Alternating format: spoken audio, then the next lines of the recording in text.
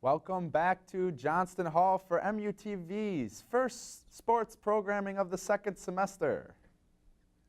We're going to start it off with a bang tonight, giving you all the Marquette men's basketball you can handle. This is Golden Eagles Sports Report.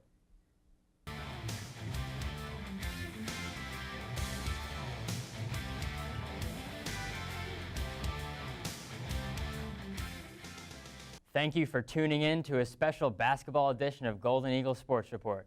Tonight, we are sticking to the hardwood and giving you everything Marquette hoops. I'm Brian Foley. And I'm Adam Pulte. We'll start things off with the beginning of MU's first road trip conference play against Butler on January 18th.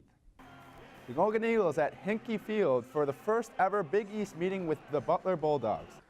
First half action, strong perimeter passing by Marquette leads to an open three by Jake Thomas to take an early 9-6 lead. Later in the half, Chris O'Toole kicks it out to Jameel Wilson, who has a three-pointer of his own. Marquette would head into the half with a 32-26 lead. But Marquette's lead would not last long as the Bulldogs came out barking in the second half. Kellen Dunham drives right and hits the jumper to start the comeback. Jameel Wilson would not let Marquette go down without a fight as he drives and dunks it home to put the team within 2. 40 minutes was not enough to decide a winner as the game would go into overtime. The fourth OT game in the last 6 for Butler. They were ready to win this one as an open three from Eric Fromm leads as Butler dominates overtime to win the game 69-57. Let's hear from our own Peter Basch, who was in Indianapolis for the game. The Marquette University men's basketball team traveled to Indianapolis Saturday as they took on their new Big East rival, the Butler Bulldogs, at Hinkle Fieldhouse. Following a one-point win versus Seton Hall, Marquette looked to go over 500 in Big East play for the first time this season. It was the Golden Eagles who came out strong in the first half behind 13 points from Devontae Gardner and 9 points from Jameel Wilson that allowed them to take a 32-26 lead into halftime.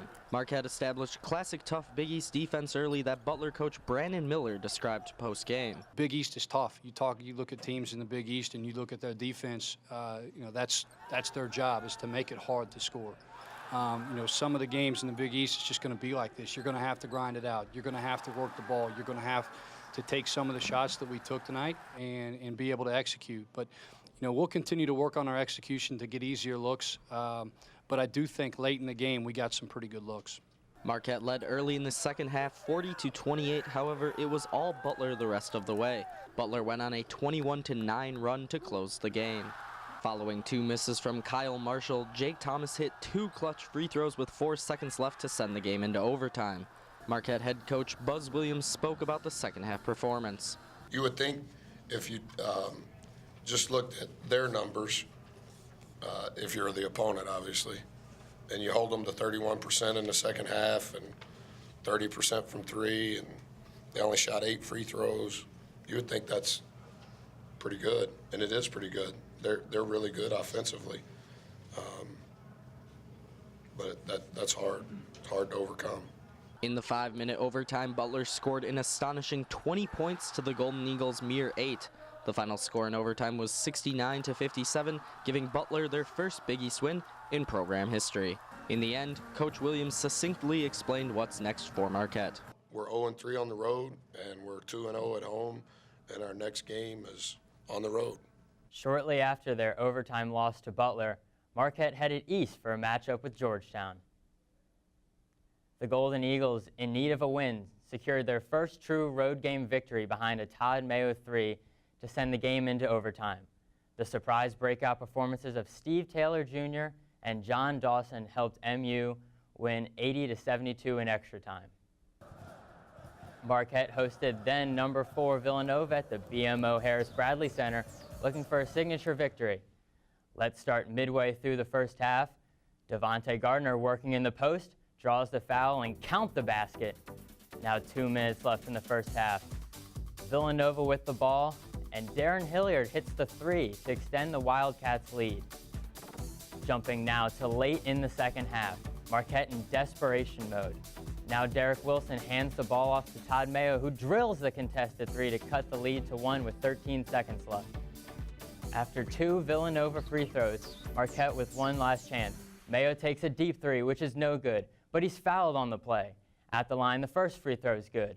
The second good. And the third ties up the ball game. 4 seconds left. Nova drives the length of the floor and puts up a floater.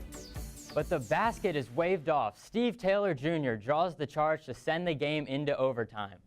But OT was all Villanova. Nova goes inside for the and one. And once again, Nova in the paint with another basket. Villanova would go on to win 94-85, dropping Marquette to 11-9 overall. Now we'll get the recap from our own Mike Cianciolo, who was at the game.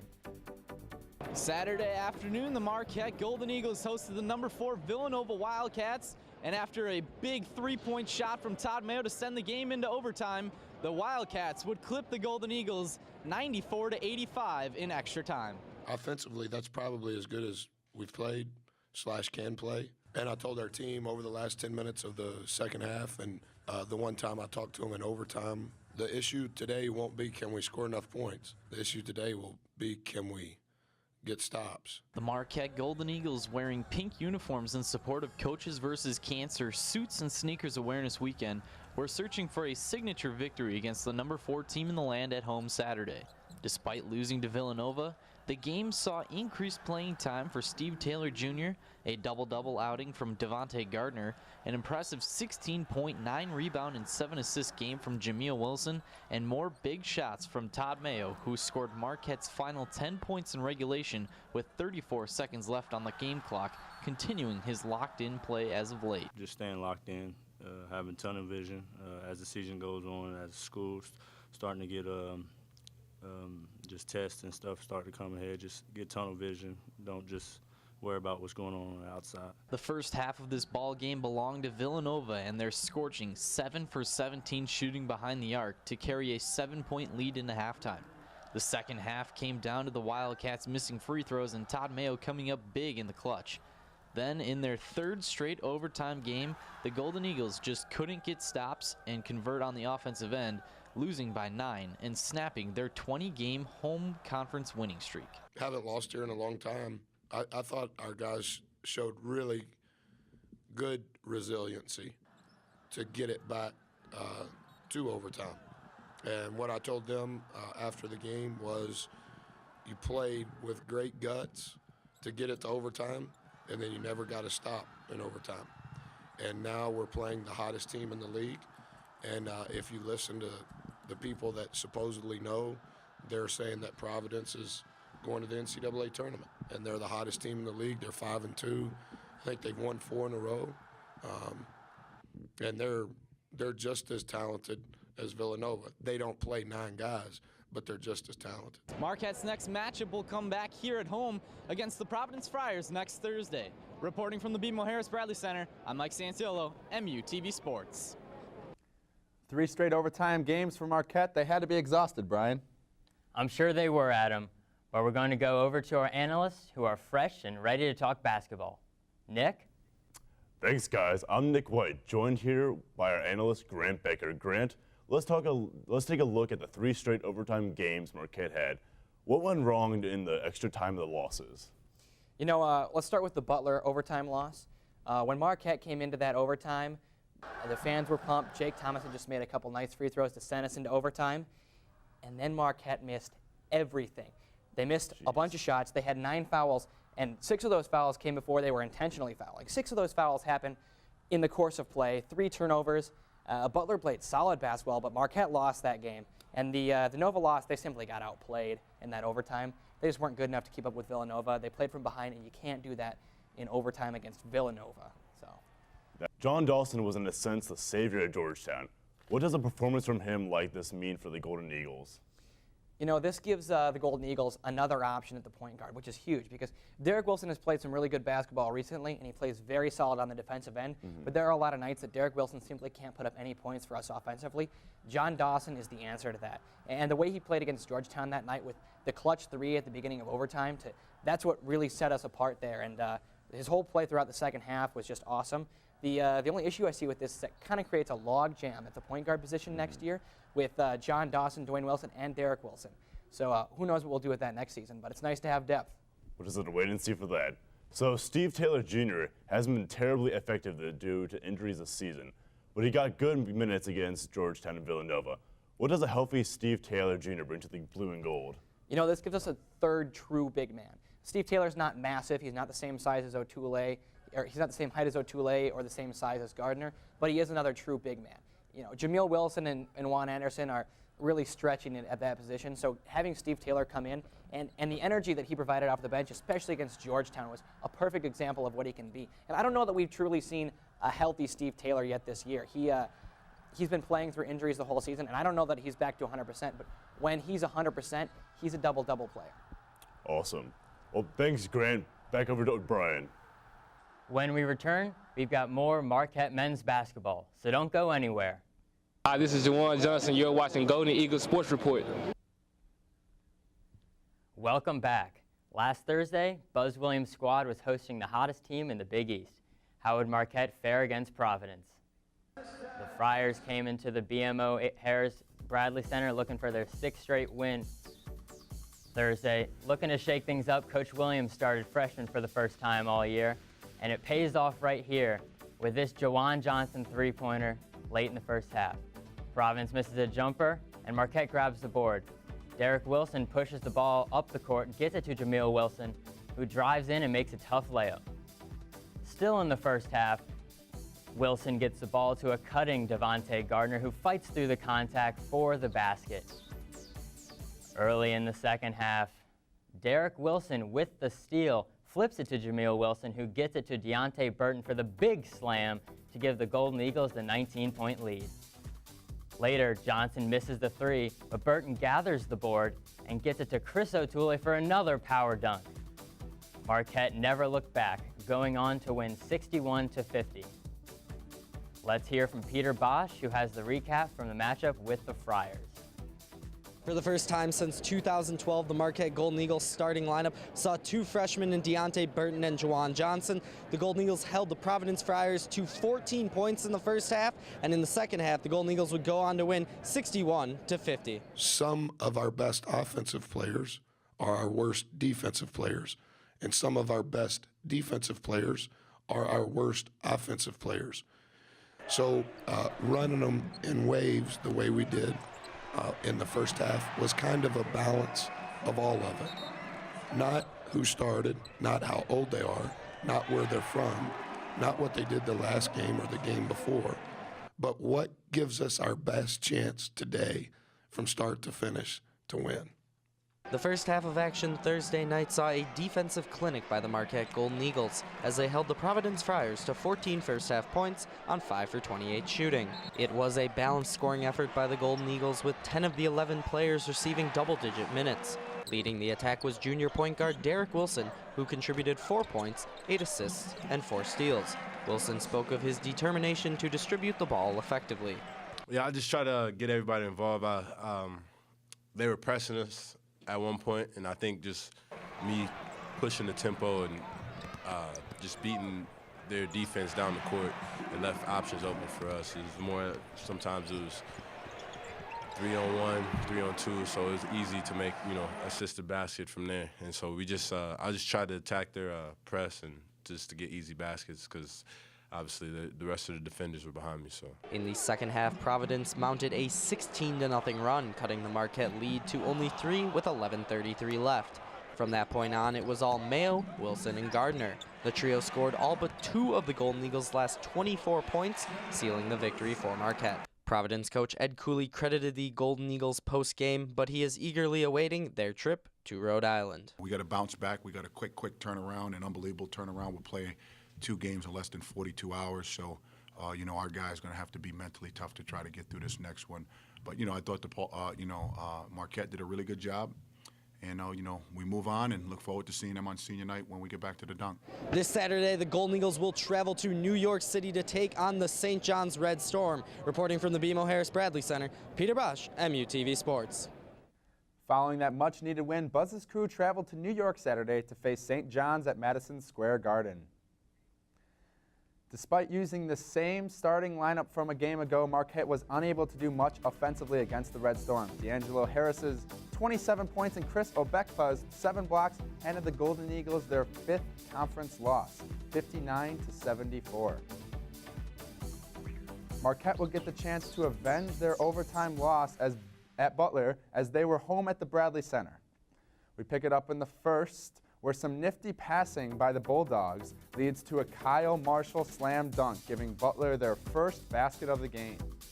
Later in the half, a loose ball turnover leads to a Marquette fast break where big boy Devontae Gardner elevates for the high-flying throwdown. Da-na-na, na-na-na. Marquette would struggle to find consistency on offense in the first half, but not in the second. Another one of Butler's 20 turnovers in the game leads to a fast break three-pointer by Todd Mayo, and Mayo was not finished. A couple minutes later, Mayo would get the ball again, and he would shoot another three, and this time it's going in again. Mayo continued to torch the Bulldogs in the second half, and Mayo would ice the victory for Marquette as he stole the ball, dribbled down the length of the court, and got an and one. Mayo's 17 second-half points led Marquette to a 69-62 victory. For more on the game, we go to Peter Basch. Tuesday night, the BMO Harris Bradley Center saw another classic Butler Marquette matchup, and behind 17 second-half points by Todd Mayo, the Golden Eagles eked one out, 69-62. But I thought Deontay and Todd were both huge. I thought Chris changed the game and what he did defensively. I also thought his basket in the first half was big. I thought his offensive rebound in the second half when we were doing the stuff we were doing was huge. I thought his putback was big. But I'm glad that Jamil came back to life too, other than his foul trouble. In Tuesday night's matchup, the Marquette Golden Eagles saw their sixth different starting lineup of the season against new Big East rival, the Butler Bulldogs. Leading the way for the Golden Eagles in the first half was senior Jamil Wilson, who notched 10 points to lead all scorers while also knocking down 2 3 balls. However, it was Butler who would take a 2-point advantage into halftime. In the second half, it was all Todd Mayo. After failing to attempt a shot in the first half, the junior guard exploded for 17 points on 7 of 10 shooting. He was 2 for 4 from three-point land, and his dominating second-half performance ignited a much-needed Golden Eagle comeback from 10 down. Butler head coach Brandon Miller discussed the difficulties in defending a player like Mayo. When he makes shots, he's difficult to defend. He's a guy that can, when he shoots the three well, now all of a sudden you have to press up on him. Obviously, he can drive the ball. He can finish around the rim. He can make plays for his teammates. And he had it going, especially towards the end of the game.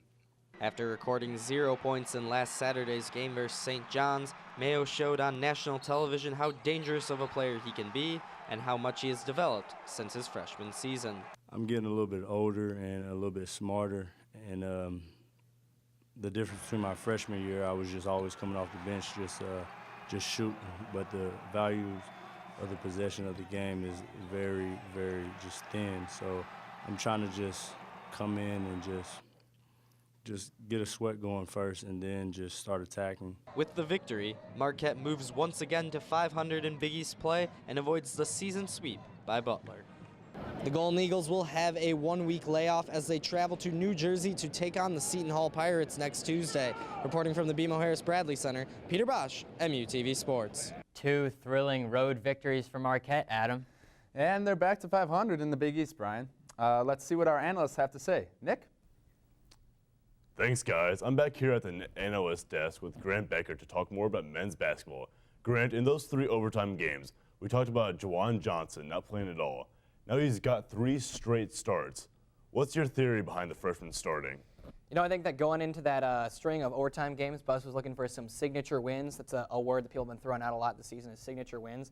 And when they didn't get them, they only came up with, they won 1 of the 3. And I think that after that, Buzz was looking for a new, fresh start to the season, so he threw Juwan in there. Another theory I have is that he was calling out Jake Thomas, who had a couple disappointing games there in a row, and he called him out. And recently, I think Jake Thomas has responded to that. So in that sense, it worked. My last theory is that this team is getting ready for the Big East tournament, and they want to throw Juwan Johnson in there. They want to try something new. That's my last theory. Okay. There isn't a more streaky shooter on this team than junior Todd Mayo, and it seems as if he comes to life when the lights are shining the brightest. If you're Buzz Williams, how do you play Todd? I think what I would do with Todd Mayo is I would try and get him the ball early and often and just see if he's hot that night. If he's hot, then you continue giving him the ball and you just let him shoot because he can pull up from anywhere when he's hot and make it.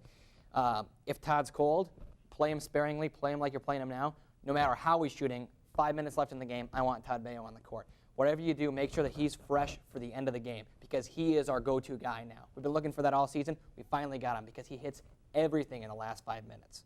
It is awesome to watch him at the very end of games. So Marquette currently owns a 13-10 overall record and is 5-5 in the Big East. With 8 more conference games left to play, can Marquette get to the big dance without winning the Big East tournament, or will the postseason spell NIT? You know, it does not look good for the Golden Eagles right now. They're going to need to string off 8 wins here. And one of those games comes at currently number 6 in the country, Villanova, at Villanova. That's going to be a tough, tough game. We got Creighton at home 2 weeks from last night. That's another tough game. Marquette is really looking forward to March 13th for that Big East tournament because they're going to need to string. I mean, the only acceptable loss for the rest of the season is that game at Villanova. I mean, whether or not they can get it done. If they get it done, it's still a question, can they make the big tournament even if they win those 8 games? They could finish 3rd in the conference and make the Big East tournament, but winning those 8 games is going to be nearly impossible. We'll just have to wait and see for that. Thanks, Grant. Hey, what's in store next on the Golden Eagle Sports Report? When we come back from the break, we will hear from our newest Golden Eagle. And we count down the top 10 MU dunks of the year. You're not going to want to miss that. Hi, this is Buzz Williams, and you're watching the Golden Eagle Sports Report. Before we get to some high-flying dunks, hear from our newest Golden Eagle local prospect, Luke Fisher, who transferred from Indiana to Marquette on January 5th and becomes eligible to play on December 14th next season. As soon as I announced that I was going to come here, Coach Williams and I were in contact, and we got the ball rolling right away, and ever since then it's been really good. Offensively, I think just being a smart player, having an IQ with everything, being able to finish around the rim and all that stuff. And then defensively, the same thing, being smart defensively, knowing when to stay down, when to jump, all that stuff. And then knowing what else is going on around you. We hope you're ready for this.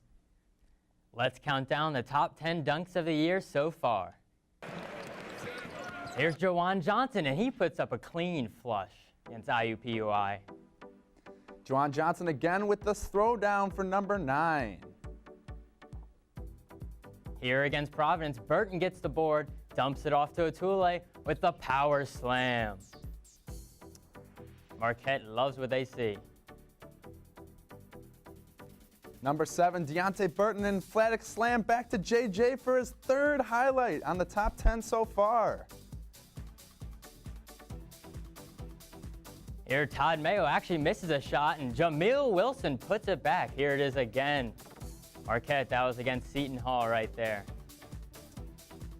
Number 5, an incredible catch.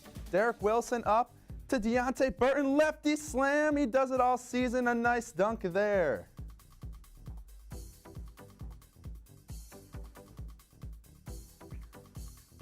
Here's a steal from Devontae, gets it to Derek Wilson, and alley-oop to another Jameel Wilson dunk. He'll hang on the rim for a second. He likes what he sees. That was against Ball State. And here's the dunk of the year question mark. Devontae Gardner high flying 100 inches out of the air. What a throwdown. You might not see another one of those all season. There's worth a second look. Let's go to number 2, where we have another freshman dunk. Deontay Burton gets the rebound against IUPUI. He's going coast to coast, left hand, and a Young Money lefty slam. Here it is again. He's got future.